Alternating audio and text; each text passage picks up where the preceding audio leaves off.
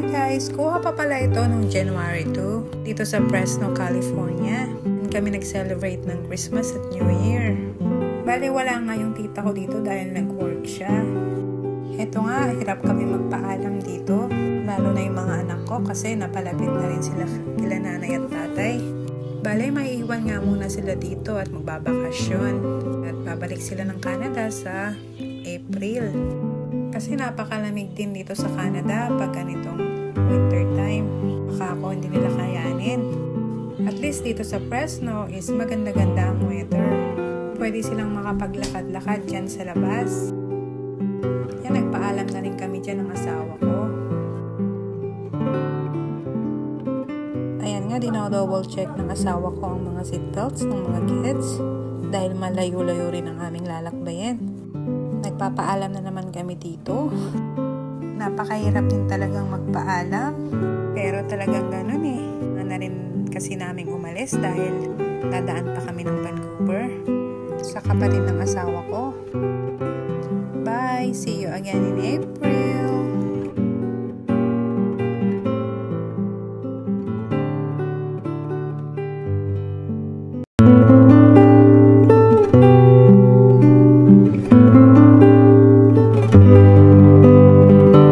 Life must go on at ready na kami to roll. So, ang plan nga namin is pupunta kami ng Route 99 North toward Redding. Bale 9 hours and 45 minutes nga ang aming biyahe. At nagpabook na rin ako ng hotel. Ang aming destination nga is Springfield, Oregon. Nagulat nga kami at umuulan dito. No wonder na ang mga kids ay nakatulog dahil masarap matulog pag ganitong umuulan. Sana all makatulog. At dito naman is medyo makulimlim. Napakaganda ng view. Maraming bundok. Maraming puno. Napaka-green. At sa banda dito naman is napaka-araw. At ayan nga, nagising na naman ang mga kids. At si ate naman ang nakatulog.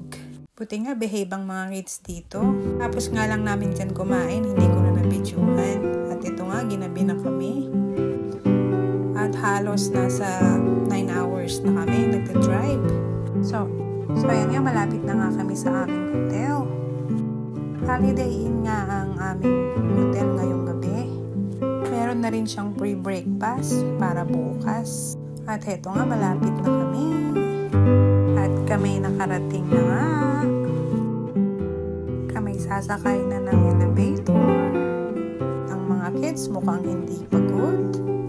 Napakarami pa nilang energy. Samantalang ako, drain na.